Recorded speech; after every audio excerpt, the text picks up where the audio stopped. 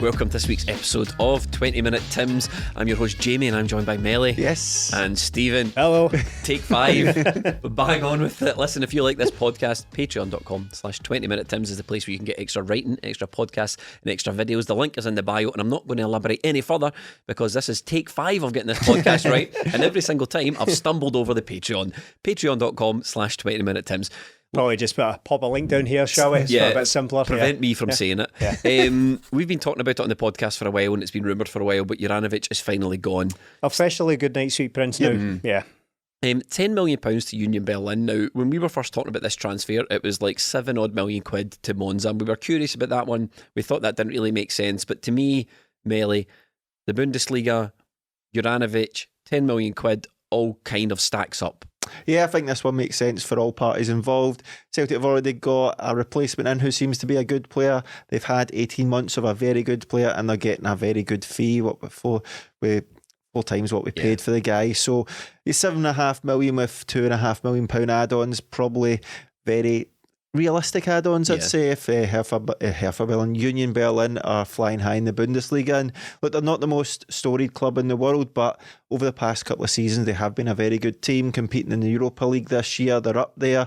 Hertha Berlin are having a terrible time of it and Union Berlin are flying. I've been to one of their games before, cracking atmosphere. They've got a bigger stadium now, so they're all set to be the biggest club in that city. And look, I'm happy for Juranovic. I think this one makes sense for all parties. He's going to a very good league, going to a very good team, and he's at the stage of his career where it's probably last chance saloon for him for a big move like this. Celtic have got very good use out the guy. He was very popular and I thought, it'll be fine, we've got the replacement and all that. It's not until you see him leaving and you see the goodbyes, you think, he was a very popular guy. Because of that, he's a very popular guy, but because he's a very good footballer as well, they're hard to come by, as we've seen over the last few years, because I'm still scarred by guys like John Joe Kenny.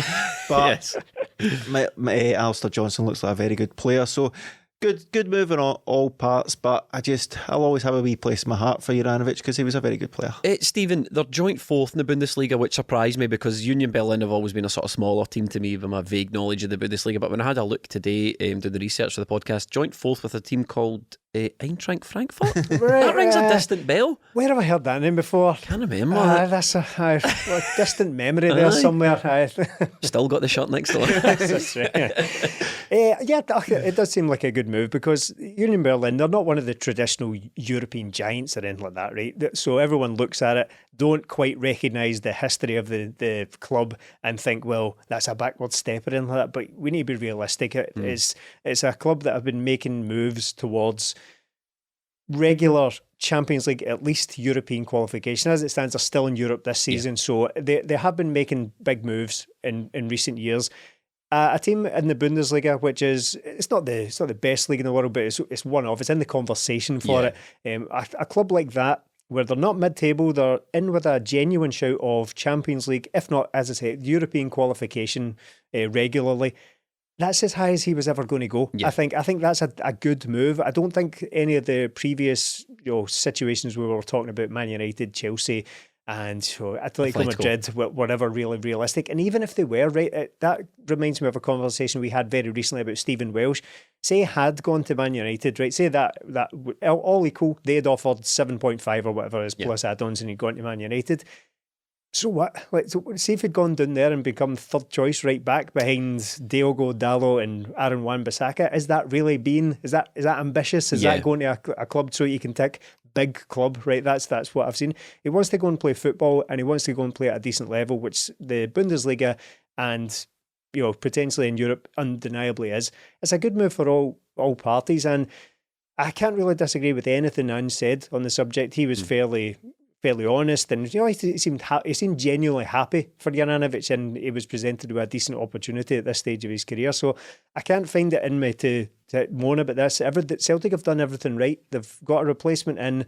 They've basically weird, isn't it? It makes a change. It really does make a change. Exactly. Normally we'd be moaning about selling these players off and scrambling about in deadline day to bring in a loan. Just some loan who isn't getting a game. We always seem to loan fullbacks. And particularly in January as well. It would be scrabbling around looking for who's not getting a game for Burnley or something like that at the time. Let's get him in. So Celtic have done everything right here. a wee bit of disappointment out there about the level of fee, but again, see if you take everything into account, right, his age is something, right, but we've spoken about that before. He's on a long contract, yes, but I think it was always going to be slightly unrealistic for Celtic to take a 26-year-old footballer for 2.5 million and spin him into this 15, 20 million, whatever the fees were being quoted out there in 18 months. I just don't think that's realistic, because I would have to ask, what would that be based on? He played in the Champions League. Yeah, he did, but what everyone was saying at the time about that is that the lasting image of him in the Champions League was being absolutely toasted by Mudryk. Yes. That was the big problem there. So I think 7.4 or 5. Just before you move on, that I'm reminded of those conversations online as if Mudryk's a nobody who just recently would he go to 100 million euros to Chelsea or something. He's just made his debut and he was tremendous. I remember people like, just stick a foot in. Just catch him and stick a foot in. Aye, all right, okay, mate. Right. So fastest kid alive. That's right. So it's 7.4 fastest fuck boy. But 7.4 million potentially rising to 10. I mean, add-ons are add-ons. They're not built into the deal by any means. I don't know what they are, but 7.5 to 10 million is all right. It's not mind-blowing, but it's not a disappointment either for me, really. He's left a big club in a small league and went to a small club in a big league, basically. And I'm afraid that's a really good point, because we need to be realistic about that. We need to be realistic about the trappings of Celtic being stuck in Scottish football. And I know that sounds really disrespectful to Scottish football, but I'm purely looking at it from the point of view of being able to retain players when these opportunities arise. And it's something we're going to, if we're not already used to it, we really need to. In a sense, Juranovic is a bit of a special case as far as players go, because we'll go to Angie's comments in a minute, because I think there's some stuff to read in that. But it's no often you sign a player who at 27, 28 still hasn't peaked. You know what I mean? If we bring in a guy at that level, you think, right, well, he's going to be at Celtic for the rest of his career, give him what age he is. It's no often, but I think Juranovic is a unique case insofar as he's a bit of a late bloomer, and maybe he kind of regrets not being as ambitious as he should have been earlier on in his career. You know, he maybe found himself at clubs where he was quite happy, making a decent wage. Legit, I'm quite happy, but then the last couple of years, he's like, no, I really need to. You know, age is catching up on us all, including Josip Juranovic. He's like, I really need to push the boat out here to see exactly how far I can go. And one thing about Josip is that we need to remember is he was instrumental last season. I mean, I think looking back now, it's only now, but we all knew how important last season was, but just looking back at the effort that must have taken to take the club from where it was found, the state of the squad, the players that were there, the players that left, the man, all that, from where the club was to drag it up to being champions again. Even that tumultuous start to the season, it was Juranovic was a key player for us in so many games. Oh, he definitely was. And when you see the wee videos made up of him his time at Celtic, you go, boy, he was fast as well. And it just shows how fast Mudryk was as well. But great player. And in the grand scale of things, a great player for what he done for Celtic, to come in when there was turmoil, when what are we going to do here? We need a whole new defence, midfield and strike force as well. But he came in and just made a position his own and looked like he's been at Celtic for years. Came in and just done it, played at left back, didn't phase him either, did very well there. And you're looking at him again, the 3-0 game against Rangers in February, that was instrumental in everything Celtic done. Could say he was man of the match that night. I know Hatate stole the show with the 2 goals, but he was flawless that night, absolutely brilliant. And he done it against Rangers, which is the sort of milestone. We all look at these players and say, can you do it in these games? Europe, he was decent as well last season, scored a Panenka away by a Leverkusen as well. Very good player for Celtic, very good fee. Sad to see him go, but this is the way it should be. The way it should be. We should get players in, get maximum value for them and replace them. Celtic have done it all the right way. Juranovic has done what's right for him in his career, so good deal all round. Yeah, I'm pretty happy with the deal, to be honest, Stephen. As I say, I would have been disappointed because I thought, we could compete with Monza, but it's a strong league. He's obviously getting more money. And Crank City, and as Melly said, 2.5 million into 10 million is decent business for Celtic, and we've already got the replacement in the shape of AJ. So how the squad progresses from here, I think in the right back department we're pretty solid for the rest of the season. Yeah, don't forget Ralston as well, because Ange's been been keen to remind us. He's been keen to remind us of the fact that Ralston is very much part of these plans as well. And I did note with interest that basically the confirmation or the suggestion that of the confirmation of something we've been speculating about all along about how last season was about getting experienced older guys in to get the job done, to get the club back on track. That's what was done, and now we're kind of moving these guys on and bringing in younger players. That's what we've been kind of wondering all along, and that's basically been all but said in the last week or so. Long may it continue. On Juranovic himself, he said, the Bundesliga is intense and robust, which suits my game. In Berlin, I want to improve even more and take the next step in my career. Do you think, you sort of touched on it earlier on, Stephen, do you think this is the peak for Juranovic? Do you think there's another move in him in another 18 months' time, another year's time? Do you think this is the peak of Juranovic's career at the moment? He's settled in Union Berlin, Bundesliga, or do you think he can get a better move after this? No, I don't think so, if I'm honest. Not at this point. I think you look at someone like Frimpong, who's made a very similar move to, albeit like a bigger, more kind of historied Bundesliga club, but he's moved to the Bundesliga and he's been there for a wee while now. So even if Juranovic was to outperform Frimpong, which I think is probably unlikely because Frimpong's been linked to all sorts of moves as well, he's been pulling up trees over in the Bundesliga. Even if he was to do that, he would then be kind of the wrong side of 30 looking to make another move. Because I saw some chat online as well about how, asking have Celtic secured like a sell-on percentage for Juranovic, and I'm like, well, that would be crazy. Why would you take that? Because that would be in lieu of a better fee. You would Yes. you would substitute some of the fee in order to take a sell-on percentage. I'll take the money now, thanks. He's 28. Yeah, exactly. So you don't do that. You don't organise a sell-on percentage for a guy who's 28. That's not how that works at all. So no, I'd be amazed if he makes it. I hope it does. Like, good, all the best. Have at it. I just want to correct something, because as I was Googling there, I did say they were joint third or joint fourth earlier on. Something's changed since I last looked at the Bundesliga. I don't know what, but they're actually joint second. They're 5 points behind. They're only 5 points behind Bayern. They're 5 points behind Bayern as we sit and record this. Stephen said he agreed with Ange. Ange's comments I thought were quite telling. Melly said he's 28 and he hasn't got to the highest level until late in his career, and he just wants to maximise his opportunities, which is fair enough. But the key for me when Ange said, and to be honest, I agree with him, we have a short career. And Are you reading these? No, I'm not. They're right off the top of my head. No, come on, I'm not good. I'm not that good. We can get a teleprompter behind me, if you wanted to avoid that. There's a lot of parallels, isn't there? Maybe between how Ange sees his own career and how Ange sees Juranovic's career. Ange says it was always an ambition of his to manage at a big club, manage in Europe. He's starting to get noticed, starting to get notoriety at Celtic. He's managed in the Champions League. He's quite late in his career as well. Do you think he was telling us something there? Potentially, yeah. It is a worry, but at the end of the day, it's going to be inevitable that Ange Postecoglou leaves Celtic, and if he does leave, we want him to leave on a high. We spoke when Brendan Rodgers came in. Stephen said, look, he's going to have suitors. If he does leave, it'll be because he does a very good job at Celtic. Ange Postecoglou is doing a very, very good job at Celtic. He has turned round a team in turmoil and got them to Champions League, and built a really, really good squad. Teams will be looking at that going, we're in a mess right now. Who can change that? And remember, Ange Postecoglou came in here and done it himself. So there will be suitors there for him. We just hope that if he does go on, it is to bigger and better things, but don't do the Brendan Rodgers and go out the back door. Get the job done here first, because look, you wish these guys well when they move on. We can't bring in players and even managers and go, they need to be ambitious, they need to know what they want, they need all this, and then as soon as another club comes in for them where they can match bigger ambitions for them, go, no, cut your ambition here. We want players and managers to come in, do the best they can, and maybe move on with the best of wishes. It's going to be difficult. I love Ange, possibly up there with Martin O'Neill about managers I've loved so much, but it's going to be inevitable he leaves. If he does leave, we want him to have dominated Scottish football, and he's in the process. Well, that's it. This might be slightly controversial, Stephen, right? But okay, so these clubs, as we know now, everyone kind of knows the score with players and managers. There's hardly any secrets in the game anymore. So people will have known before Celtic appointed him that Ange was a good football manager and a competent football manager. And yes, he did bring Celtic back to where they needed to be. He had a showing in the Champions League.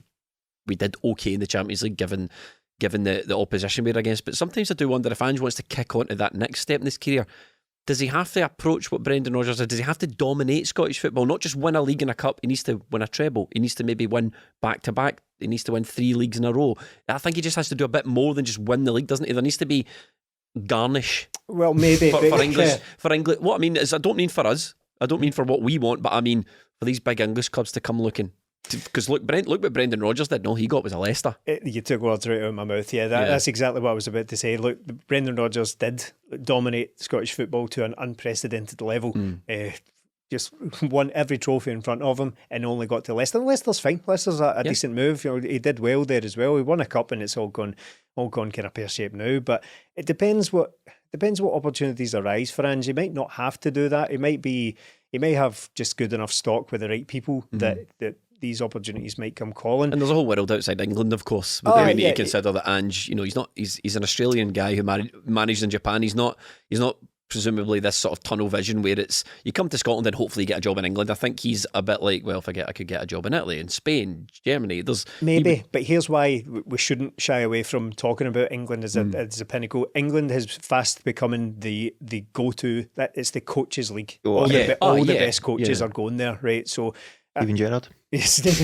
Frank Lampard is just to clarify, I wasn't dismissing England on that. What I'm saying is I don't think if Ange got a good offer from abroad, I don't think he would sit at Celtic waiting for England to pick up the phone. I think he would be open to the whole world. And on his comments, as I say, he's just talking about, he's basically just describing being a professional, really. I don't think he's really telling us anything. He's not being slick. He's not like issuing "come and get me please" to English teams or anything like that. I think what he's just doing... But is he prepping us, the fans? Well, I think he's basically just giving us further insight into how he thinks. That's how he sees the game. That's how he's a professional football manager at the end of the day. Yeah, we're all mad fans and all that, right? So that's how we look at things. But he's a professional football manager and he knows that if he does well, opportunities will arise. And on the subject of England, right, people will say that no, he should only leave for a big club and all that. But again, I don't even really know what that means in this day and age, right? I don't think there's any chance of him getting a Liverpool or anything like that straight from Celtic, right? I don't think that'll happen.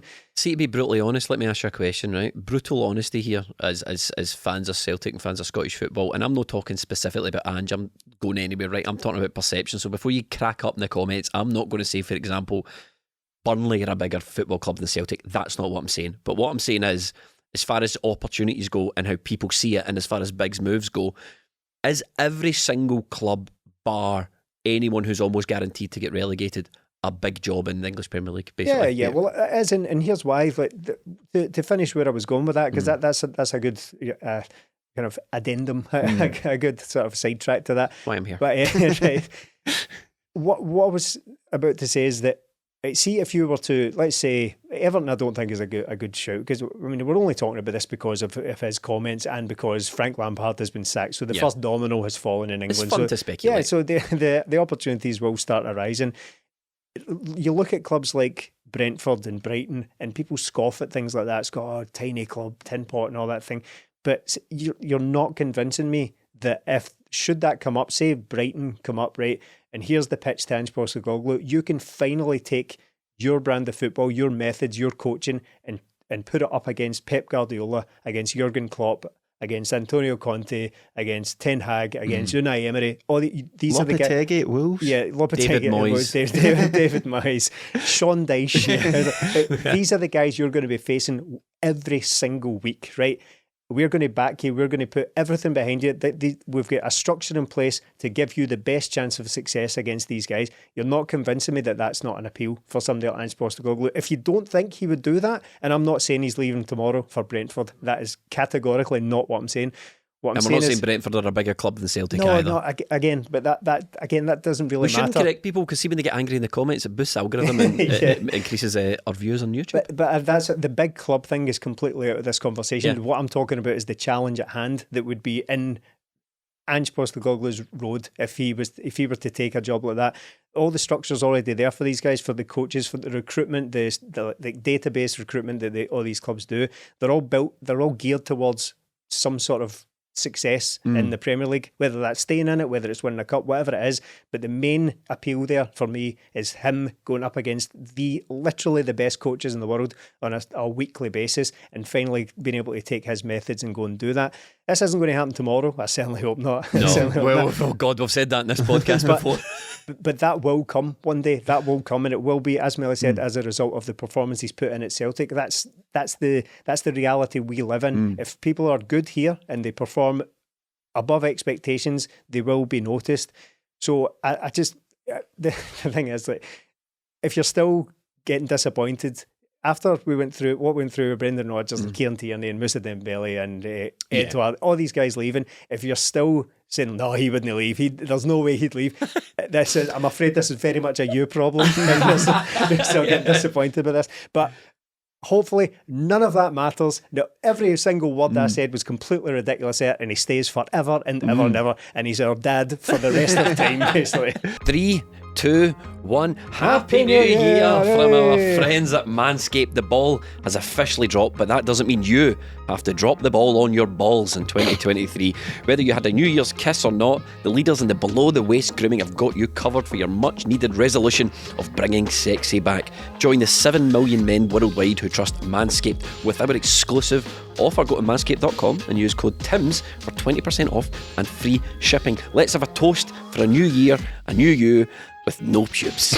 It's a new year, new balls with the global leaders in below the waist grooming. This year, take your package to the next level with a Performance Package 4.0 and other premium wet goods. Inside the Performance Package 4.0, you'll find a signature Lawnmower 4.0. The advanced skin-safe technology reduces cuts and nicks on your delicate parts. It also comes equipped with a 4000K LED spotlight that will shine a light to the promised land 2023 looks to be. Cheers to new balls in 2023. Get 20% off and free shipping with the code TIMS at manscaped.com. That's 20% off with free shipping at manscaped.com and use the code TIMS. Time to feel sexy and free this 2023 with Manscaped.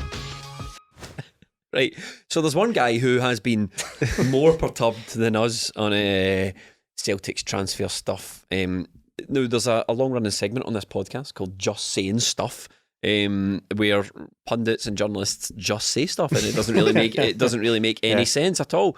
I had a look for the column by Chris Commons. It's since been pulled, or maybe they've taken it down to edit it or something. I couldn't find it, but he said he is surprised. Let me talk you through the bastardisation of football comment in Scotland as far as Scotland goes. So Chris Commons said he was surprised that he doesn't see enough rotation in the Celtic team. He wants rotation in the Celtic team the way that Brendan Rodgers did. And I thought that's ironic because Brendan Rodgers rotated you right out of the club without kicking a ball for us. You got wheeled out at the last day of the season like some sort of carny to wave to everyone before you get papped off to Hibs or whatever the golf course you're on right now, right? So there's all this uproar about it, and then the another newspaper, because what they do is he writes for the Daily Mail, right? And then the Daily Record clip it, and he said Celtic's Chris Commons has major concerns over recruitment and feels similar deals that brought Mo Bangura and Stefan Spjepovic to the club could be on the horizon. Okay, right. He said nothing of the sort. So, not only has Chris Commons made a dumb point on the an apparent dumb point, right, to get a headline, the Daily Record has grabbed it and turned it into something else entirely to get you more angry. So the Daily Record have read the Daily Record have kind of done this thing where they've edited another newspaper's column, so they've went, nah, not angry enough, add in flops, right? So Celtic's record with signing forwards has been, but then as I dug into Chris Commons' own comments, I found myself starting to kind of agree. The problem is it's a very lukewarm take. He's not saying much, so I can see why the editors had to spice up. So I'll let me read it out to you and let me know what you think, right? Celtic's record, I'm reading this again. Celtic's records with forwards, and the problem is when I look down, I get a double chin thing the camera can pick up. Right, so, Melly, hold that up for us. Thanks very much. Celtic's records with signing forwards in the last decade has been patchy at best. For every Gary Hooper, there have been several like Mo Bangura and Stefan Spjepovic, which is true. He says even talented players like Timo Pukki never showed their best in a green and white jersey. So I can understand the going concern among supporters when a success story like Giakoumakis seems to be leaving the club. And that's kind of fair enough. Very similar point to you made recently. Yeah, very similar point. He goes, listen, I'm a fan. That's why you two get one. That's why me and Chris, same handicap. He also played half a season last year and ended up as a Premier League's joint top scorer. Again, give him a run in the team and his confidence will grow. Don't know where that comes from. And he'd probably score 25 goals. His only problem is, and this would I think is key, he's not Kyogo Furuhashi, a player who Ange clearly sees as number one. So no matter what Giakoumakis does, it's clear that he's always going to be second fiddle to the Japanese forward. I'm sure money comes into it, but at 28, Giakoumakis should feel like he's starting every week. And I thought to myself, there's not an awful lot really to the meat and bones of Chris Commons' point there about why Giakoumakis might be leaving is fair enough. They've just framed it as something to get Celtic fans angry. So do you agree with Chris Commons, Melly? When I seen the headline, I thought, oh, KRIS. Yeah. But on that, it seems fair, but at the same time, Giakoumakis and their whole rotation thing, it's not as if he doesn't play. Yes, Kyogo has started every game since the restart, but that's because there was rumblings about Giakoumakis wanting to go. Before that, Kyogo was probably first choice, but Celtic play up to 60 games a season sometimes, so he could see himself playing half of those games. And he was injured last season as well, we need to remember that, which is another reason. And so he came back and done very well, but Kyogo done brilliant as well. Celtic had two good strikers going at it, and as I always say, competition kills complacency, and if a guy's not willing to stay and fight for his place and back himself to be a better player than Kyogo, then if he wants to go, we can let him go and replace him. But KRIS, it's not the worst point, but make it better. Yeah, make it better, Stephen. I think there is something in this, but the fact of the matter is, Giakoumakis will have been told, Kyogo's my guy, but there will be plenty of playing time for you here. And Ange touched on that as well in his comments just about the St Mirren game earlier in the week. He says, look, you don't get guaranteed game time at a big club. If you want guaranteed game time, go to somewhere where the squad is weaker and you'll play every single week. Yeah, and I'm trying to decide if I agree with Chris' comments or not, but I believe the take has now become so lukewarm in my head I can't actually remember the point he's trying to make. It's so tepid. I can't decide if I agree or not with him. It's a weird thing to be coming away with, though, that there's not enough rotation in the squad, because a month from now we'll be talking about how there's too much rotation. Yeah, we had 5 different lineups last 5 games. right, okay. And I think Kyogo scored 20 goals this season. It's How January. many goals has he scored this week? 4. He's got 4 goals this week, 20 in total this season. It's a tough spot. I sympathise with Giakoumakis, and we all like him, and we all really enjoyed his contribution. I say enjoyed as if he's already gone, but he's we 1 foot at the door. I think Ange even alluded to the fact that he's got, I think, several things going on in the background, so to get the weekend off, right? So reading between the lines, he's all but gone. But I sympathise with him, but truth be told, that's football, I'm afraid. Like, Kyogo has been in red hot form all season. I mean, misses the odd chance here and there, but 20 goals by January. See if he scores 35 goals this season, well, everyone shut up about the chances he misses. So it's getting ridiculous now. I mean, no matter who, as you say, the form Kyogo's in, no matter who else was at the club, they'd be struggling to get a look in. Oh, definitely. You can't argue with the guys. We talk about the sort of misses chances, but he's scoring half chances now. He's not missing chances. So Kyogo's been on fire, and it's up to Giakoumakis to win his place. He's came on in games and looked poor. He's came on in games and looked great. The St Johnstone game recently, came on and could have had a hat-trick. Yeah, that's right. Scalped the bar. So I always think you're better having 2 good strikers. We can't be having this where it's only 1 striker, because then, like if last season, if Kyogo gets injured, we need somebody else to come in, and last season both of them get injured at the same time, and it looks really like we've got another striker coming in.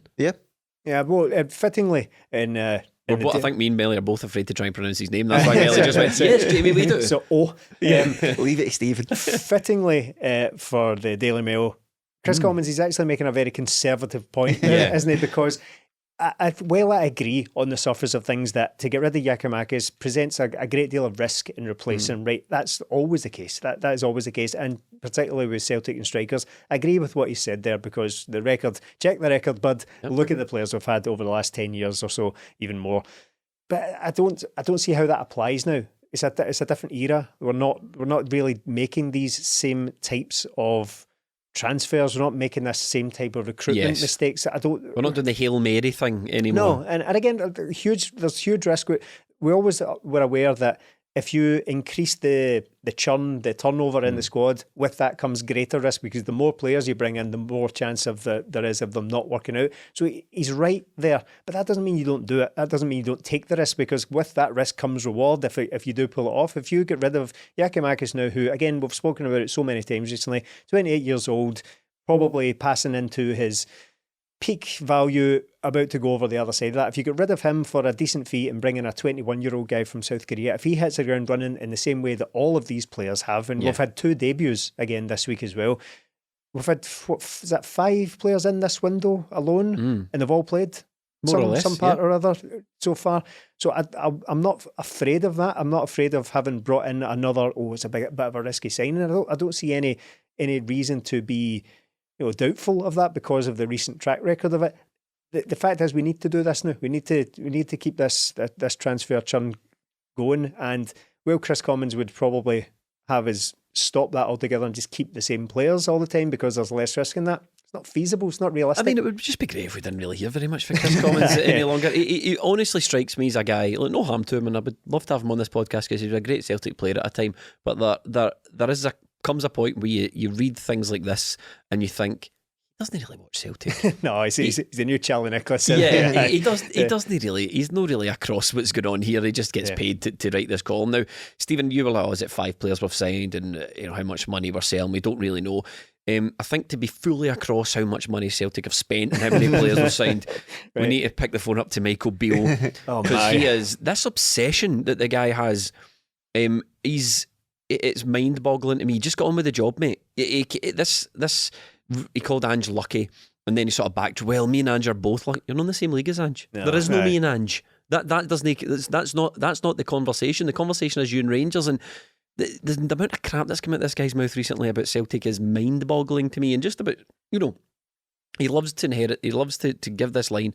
We inherited the 9-point gap. We didn't make it. Yeah, but you had a chance to reduce it. Yeah, there is that. You had it at Ibrox. Yeah, you had. You might not have inherited it, right? But you didn't fix it, and it's the same. And he made the comment about they've probably spent more in the last 12 months than me. Why does this matter? What do you think? I mean, it's like saying I didn't bring this rat infestation in my house. That was here when I moved in. I've not done anything about it right enough. But you're feeding them. You're feeding the rats, Michael. You're putting the dog food for them. They're coming back. That's a balloon of a boy. So he is, man. But there must be motivation behind this, because this thing about they probably spent more in the last 12 months than me and Stephen did in 3 years. Right, okay, but that's because we won more money, and that's how football works. You win more things, you get more prize money, you get to spend more. You spend that on good players, you turn them into bit. This is not. It's not like somebody just handed Celtic a cheque to go and be better than Rangers. And the fact that he's sort of fessing up to it, the fact that he went, well, when me and Stephen were in charge for the 3 year, we didn't bring in an awful lot of money. Right, good job. And also, there's no real reason that Rangers shouldn't be spending decent money on players either, because they've sold players comparable to that of Celtic as well. We all heard all this stuff about how they'd sold Aribo, they'd sold Bassey, there are others, I think. Yeah. So where's that all going? All the Champions League stuff, all the Europa League run, got to the final. Where's all that money gone? So stop moaning at Celtic for being able to spend money. Why don't you chase up your bosses and see why you can't? Well, you're have to ask them for money for. It doesn't matter.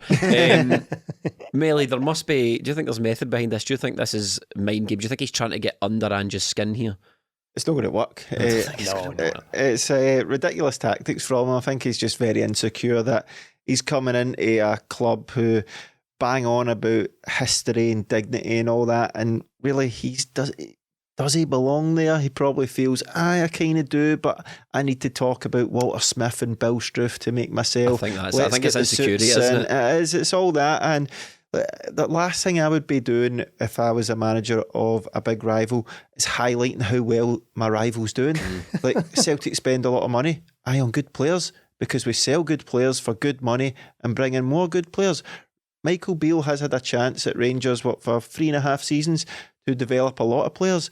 They only done it with 2. Yeah. So they could have sold Aribo earlier, they could have sold Morelos, they could have sold Ryan Kent early and got money for them, but they chose not to. They've got 1 or 2 players they can hold up, but they signed a ton of players and none of them have went on, apart from those 2, to bring in any money for Rangers. So have a look at yourself, Michael, and lay off Celtic. Just get down to winning games. And what it is, it's as clear as day. First day in the job, somebody sat him down and went, just remember you need to get the fans on side. You need to get the fans on side, because that's what happened to Gio. The fans turned against him and we had to get rid of him. The key to this job isn't winning, isn't selling players for big money, it's keeping the fans on side. Staunch. Yeah, being staunch. And every single word out that man's mouth ever since has been just things that Rangers fans want to hear. And this is the latest one, calling Celtic manager lucky and all that, and it's really, really cringe. It reminds me of that Family Guy episode where Lois Griffin's running for mayor or whatever, and she just gets up and goes 9/11 into the microphone at all times. Yeah, that's basically what we're dealing with here. So that's enough about Michael Beale. We've got games to talk about. Should we do the Effie Ambrose derby first? Yeah, the world famous Effie Ambrose derby, as it's known across the world. Yes. Look, I felt bad for Effie. That was calamitous from the guy. We'll That was go on. Effie. It was. Yeah. And in many ways, I found it quite comforting. Right, we'll go on to the penalty as well. But see, when Effie Ambrose was conceding a penalty, and then shortly after he had a howler and dropped a clanger for Kyogo's goal as well. I just found it quite reassuring, and not because I've got anything against Effie Ambrose. Far from it. It's just it was like getting home and putting on an old hoodie. Yeah. Just like this is cozy watching this. The more things change, the more they stay the same. Effie Ambrose is still very much Effie Ambrose, and he's still putting in Effie Ambrose performances. It's been a long time since I feel like I bumped into an old friend, and he was still exactly the same way. So yeah, entertaining. Kobayashi played in both games. I thought the guy looked very assured. He does. He looked very assured. I didn't expect him to make his debut on Wednesday night there, but I thought Morton game was primed for him. But he came in and done a very good job. Thought it in turn made Starfelt look very good as well, because he's moved on to that sort of natural side. So it will be interesting to see when Carter Vickers is back who drops out. I think it will be Kobayashi, but you can see why he's been bought. He doesn't shirk a challenge. He's decent in there. He was up against Curtis Main in his debut, so that is a tough ask for MD. He's a guy that's been about Scottish football, knows what it's doing. So I think he done well. He's a big boy. His passing is very good. Yeah, I think looks very good on the ball, doesn't he? I think he's calm, but I just don't want to see a bit more from him. I think he was a bit tentative sometimes, a wee bit, but that's understandable playing his first games at Celtic Park. Not the best opponents, but I think there'll be more to come from him towards the end of the season. I think you can see, right, I could maybe see him being a defender for Celtic in the long term. So all good. We've had good debuts from players. We've had calamitous ones. He was right up there towards a good debut. It didn't get tested too much, so it'll be interesting to see when he does get a test, but all good so far. Your thoughts on Yashers this week? Early days, of course, it is. If a guy had come in and played badly, what you would say is give him time. If he comes in and plays well, we still need to apply the same logic. We need to see how he settles in properly. But the initial signs are very good. He is exactly what I expected, in that what I expected an Ange defender to be brought in at this point in kind of phase 2 of the Ange revolution, is to be comfortable on the ball, a good passer, and that's exactly what he looked like. Again, early days, so we will see how he develops into the team, but I'm pretty encouraged by what I've seen so far. I think it spells end for Jens, when it's Jens. Yes, it does, he's not been in the last couple of squads now, and even with the absence of Carter Vickers, Jens still isn't even in the squad. I think Welsh was back in, he's back from injury. Jens nowhere to be seen, so I probably, I felt a bit for Morton because it was pretty clear, and when we were rewatching the game, Stephen touched on the point that it was a bit like watching Celtic in the Champions League. Every mistake was pounced upon. They didn't really have much of a chance, did they? No, they didn't. They got off to a fairly decent start. They didn't have Celtic. Well, they did have the better of the first couple of minutes. Celtic got up the pitch and get a penalty. It was always going to be difficult for Morton getting off to that start, and then being 2 goals down very quickly, and it just shows that the gap in quality, and we sort of take it for granted sometimes, don't we, that look, Celtic, we should be doing better, but you see when you're up against much better players, even Morton set up well, had a good start, 2 mistakes and they're 2-0 down, and even then, one mistake, it wasn't even a mistake for the penalty, was it? So we've mentioned the penalty a couple of times, so we have to do it, don't we? We need to do Super Vario World. So just, are you going to do the theme tune? VAR. These, I mean, what do you say? I mean, what do you say about that handball? I think it bounces up and just hits. What can he do? I don't know. Do you think? Let me address something. Do you think that was us getting a soft penalty to shut us up about all these things that have gone on? So any time now that anything gets brought up about these penalties that have been discussed. I'm talking about the Rangers penalty statistic that was doing the rounds a couple of weeks ago. It's now disappeared, and that argument's been replaced with the Celtic paranoia argument. But do you think there's any weight in the argument that was just given to us to shut us up? So if we ever bring this penalty thing up again, they go, look, you benefit from one against Morton. I hope not, because that would be silly. That would be it would make things worse if we were getting dodgy penalties just to shut up. That doesn't fix anything. That just takes the heat off slightly, which fixes absolutely nothing. The problems are still there. What I think happened there is that Kevin Clancy has come over to watch this on VAR, having been fed information for ages, it felt like, and watched it. And I think, I can only hopefully give him the benefit of the doubt by saying, I reckon he probably thought he had no choice but to give that because of the position of Efe Ambrose's arm, regardless of whether it was deliberate or not. His arm did come out from his body, but it's just in the act of movement. And this is where this subjective nonsense rule comes in yet again. Has he moved deliberately? Has he just moved because of momentum, biomechanics, the old Mikey Stewart favourite and all that? Impossible to say. It looked fairly natural to me, but I wonder if there's just something in the rules, and God knows we've read it out so many times, where it suggests that if your arm comes out to here, and for the benefit of audio listeners only, I'm raising my arm just out to my side. 30-odd degree angle. Yeah, right. So if it comes out to there, then it has to be a penalty because it is away from your body. I reckon he's probably just looked at that and thought, oh Christ, I need to give this. Yeah, I mean, because see, if he hadn't given it, right, maybe he is then left with an explanation to be made. Why did you not give that? Because his arm is in an unnatural position. It's away from his body. Maybe he gets dragged in front of Hugh Dallas, who we all know secretly runs this stuff, and is made to explain why he didn't give it. So he's left. Right, he's left watching the screen, thinking, "Oh no, I need to give that." And that's the basis for a conspiracy, isn't it? Honestly, because the problem we've got with these handballs is Sports Sound. Not 2 weeks ago, what was his name?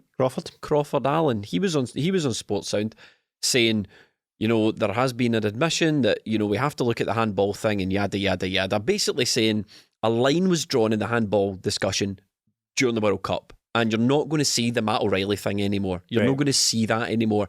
And basically saying the defence for Goldson was, yes, that would have been given some weeks ago, but now we've had a look at it, and that wouldn't be given as a penalty anymore. That was basically the sort of what was understood for the conversation.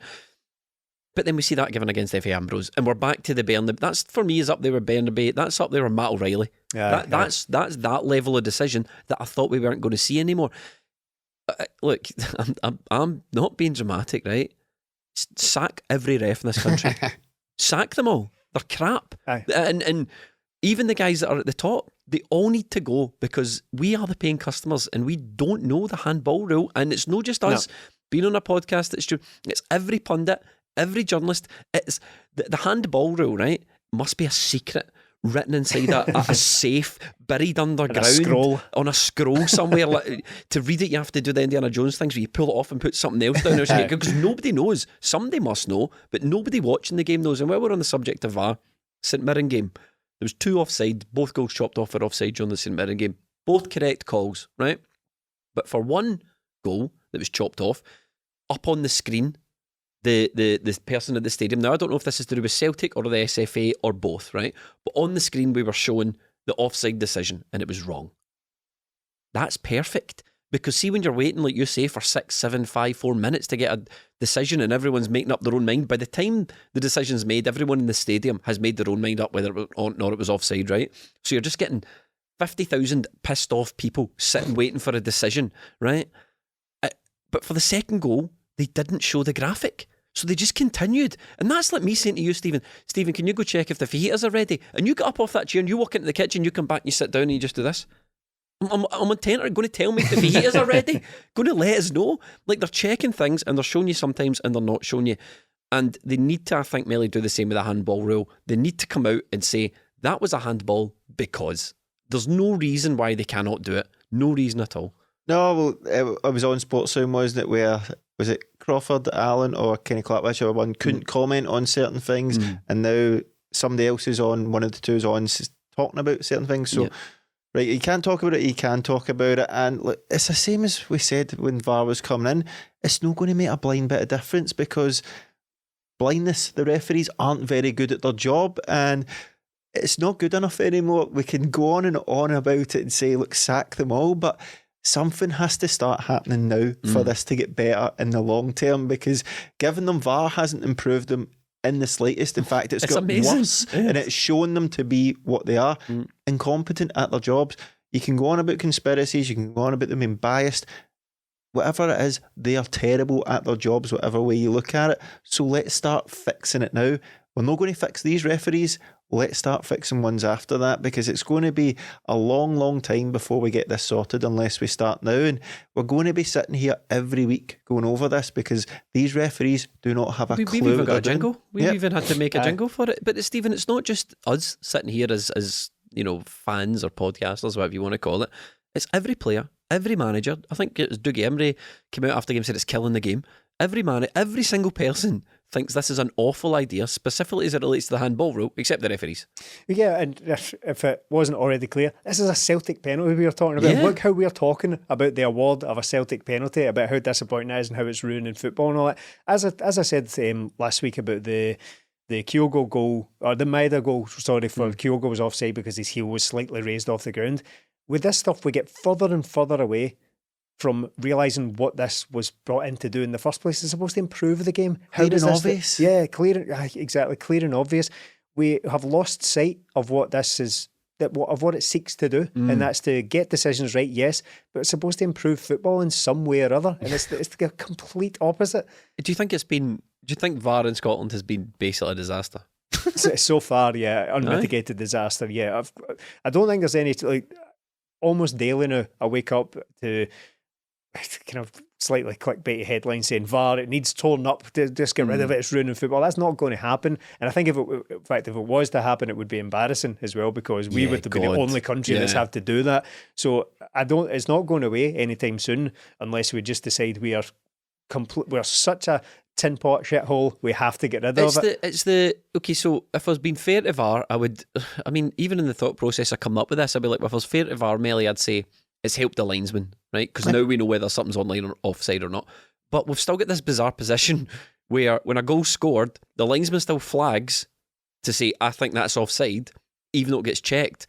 And we're also in a bizarre position where something's patently offside and every single person can see it, the play goes on. So the kind of linesman VAR dynamic doesn't really work at the moment as far as I'm concerned, because again, during the St Mirren game, I think the linesman flagged for one of the goals as offside, and it turned out it did count. So he got that call wrong and it was corrected by VAR.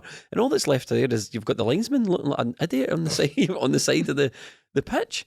Yeah, but I think that the linesmen have to do that, don't they? They have to give a decision either way, and I kind of get that. It is frustrating when that guy's offside, but the linesman has to wait until the very end to do it. That is frustrating, but it's probably the right way to go about it. If we do a wee round table thing again, did you think VAR would be this disastrous, Jamie? Honestly, I think, to be fair to me, I have been saying for a long time, all that VAR was going to do was show up how bad the refs are going to be. And I think, I didn't think it was going to be this disastrous, but I honestly thought, how long have we had it now? Months? November. We've had it since November, but they've been really, but they've been practicing on it for months. They were so confident about it, they brought it forward. Remember, they brought it forward. It was supposed to be after the World Cup. So no, I don't think anyone could have anticipated it would be this bad, and I don't think, honestly, I know we're quite irreverent on this podcast. I don't think we're blowing it out of proportion. No, something tells me I don't think we're blowing this out of proportion, because when I'm watching football and then we watch the game, so we're at the game and then you watch it back and then you listen to the other sort of sports BBC podcasts and then you do a bit of reading on it, it's unanimous across the board. Every single person talking about Scottish football in any capacity, whether you're at the top of the tree, the best in the game like us, or you're down like the BBC at the bottom, there is nobody that understands what the hell is going on. Yeah, and it's a worthy point to make as well, because all along we're always facing accusations of only moaning because we don't get decisions and all that, and we've been saying all along as well, just you wait until it gets you, wait until it bites you in the arse as well. It's not about Celtic, it's not about Rangers either. Well, most of the time it seems to be that case, but this is for everyone. This is Green at Morton. Poor Green at Morton. I've just been stiffed there. Not that it would have made a great deal of difference in the grand scheme of things, but that doesn't mean that we don't talk about these things. Just because it was 1 goal and a 5-0 defeat doesn't mean it doesn't matter in the grand scheme of things, because we're fighting the good fight. Yeah, exactly. And it's the same people. It's the same people who are going to be making decisions for you, whoever you support. For all the angry Rangers fans who would like to watch this podcast and comment on it. Right, that's the end of VAR. We've made our mind up. It's let's get on to more positive matters. The penalty was scored by Aaron Mooy, who has been sensational recently. Oh yes, been brilliant, absolutely brilliant. He's adding goals to his game. Just the complete midfielder now. He was, you said earlier, Jamie, played lately with slippers on, just a 5-a-side knock in the park. Just looked a cut above everybody in that midfield.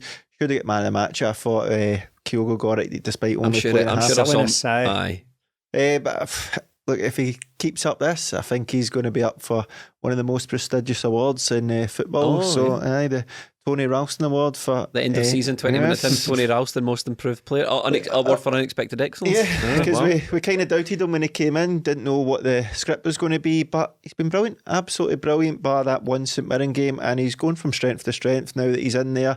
And I'm just looking at him going, you are part of Celtic's midfield, a Celtic midfield which is very good as well. So I think what we're seeing from him is brilliant, and I kind of feel like there's more to come from him as well. I'm sure about the 32-minute mark he sparked a Hamlet in midfield. There is it. Have you seen the picture of him smoking?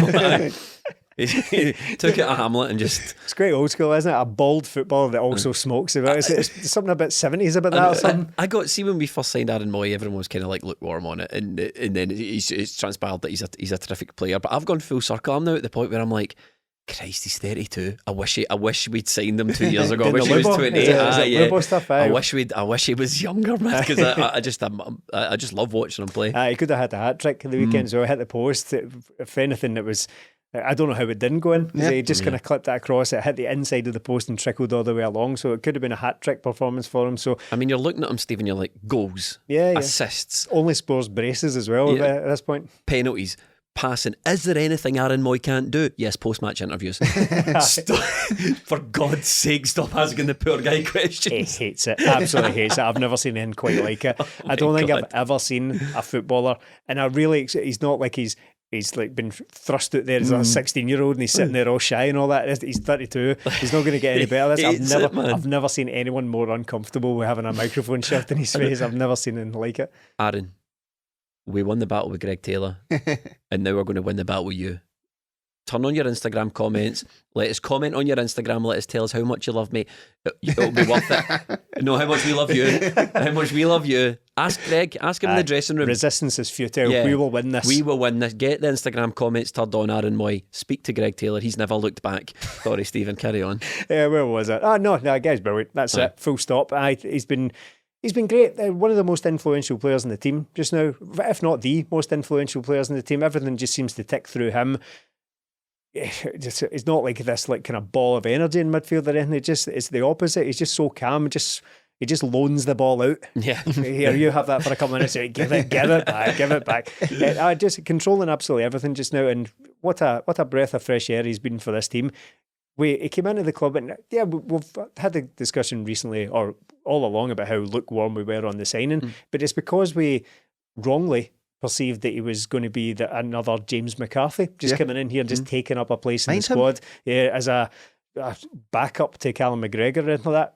Nothing could be further from the truth, and you'd be hard pushed to find reasons to take him out of the team just now, other than the fact that he's 32 and will be probably rotated in and out where possible, but one of the first names in the team sheet just now. And it makes you think, like, Awata's going to have to fight for his place, isn't he? Another debutant this week. If Aaron Mooy's doing well, still got Matt O'Reilly there, who some people think he's not doing well. Some people dig out the stats and tell you that he's doing very well. I personally think his performances are a wee bit short of where we've seen Matt O'Reilly in the past. Callum McGregor, we've still got Ideguchi. We've still got Ideguchi in there. Do you think Awata's going to have to really fight for his place? Or do you think he's going to struggle to get game time? I don't know about struggle. I think he's always going to struggle because he's up against Callum McGregor. He's a Celtic captain and probably Celtic's best player as well. He's the most influential player, so game time might be hard for him to come about. But like Celtic, I've got 5 subs. They handily win games fairly early on, so there will be time for him to get game time between now and the end of the season. The biggest compliment I can pay Awata would be once Callum McGregor went off, was against Morton. Nothing much changed for Celtic. I mean, Lewis spoke about it after the match. Very neat and tidy, always available for the ball. Big unit of a boy sitting there at number 6. He has all the sort of attributes you'd want for that sort of player. It's just whether he can bring it to Scotland. And in that first look, despite it being Morton, he looked very good. So I don't have many concerns over him. Guys like Ideguchi, there was like, right, where's he going to play? What is he? I think with Awata, in the short time we've seen him, you can see what he brings. Callum McGregor is the main man, but there will be times when he can play. It's funny because this is something I've picked up on with a lot of the signings recently, but especially the Japanese boys that have come in. Awata Kobayashi, and even people like Yakimakis were saying it. They go, this guy's a unit. Look at the shape this guy's in. And whilst it's true they are in good shape, part of me is also like, yeah, but I just think that's what footballers are supposed to look like a lot of the time. We're in Scotland. I know, we're used to looking at guys like James Forrest, who, I mean, they look as if they've maybe missed the last update, and then this is like the new model footballer coming in. You know what I mean? Iwata, even earlier days than Kobayashi, he's played even less than him. So difficult to judge against an opponent of that standard, isn't it? Yeah, of course. But what I did like about him, what applies across the board rather than about this specific opposition, is that he came in, and whether it's one of his attributes or whether it's just big debut occasion, but he came in and he was very vocal, very communicative. He addressed the fans in English when he was unveiled at half-time in a recent game as well. Is that important to you, is it, that he speaks English, Stephen? Yeah, if he's going to come here to our country, speak our language, and take one of our guys' jobs. Exactly. He's taking one of his own job, the Gucci's out. Oh, so he is, yeah. I know. So, yeah, speak English, mate. Come here and speak Scottish. No, but he's obviously, that's not going to be a problem for him. He's obviously gets a certain command of English. So, but what he came on is he was communicating with his teammates, not afraid to tell people where they should be and where they should pass to and all that. That's all good stuff. That's all very encouraging. So again, whether it's just, I want to impress here, I want to kind of all eyes are on me, so let's get involved, I think. But encouraging sign so far. But again, extremely early days. Yeah, look, Celtic's midfield is looking a bit bloated, but the sort of 6 main guys in there, like Cal McGregor will always be there, Hatate, Mooy, Turnbull's got 2 goals in a week, and even Iwata coming in. Celtic have got 6 really good options in there. Matt O'Reilly, I feel, is going to come back into form. He is still just not getting goals right now. Everything else is doing well. So when you look at Celtic's options in there, if one drops out, there's 1 or 2 good players who could easily slot in. So that bit of the squad's looking good. It is the end for McCarthy, Abelgard and Deguchi, but completely forgot Abelgard. He's not been in a squad recently at all, so yeah, long gone. Celtic, they could sort of trim a bit of fat this window, couldn't they, with him? I think McCarthy won't be going anywhere, but Deguchi, Abelgard, Jens probably say to them, look guys, thanks for the service, but it's not quite worked out for you. And that's it. Thank you so much to everyone who watches and listens. Support us on Patreon, patreon.com/20minute-tims. You can get involved in loads of stuff, extra content, and you can even get involved in the Discord, which is the best Celtic community online. See you next week.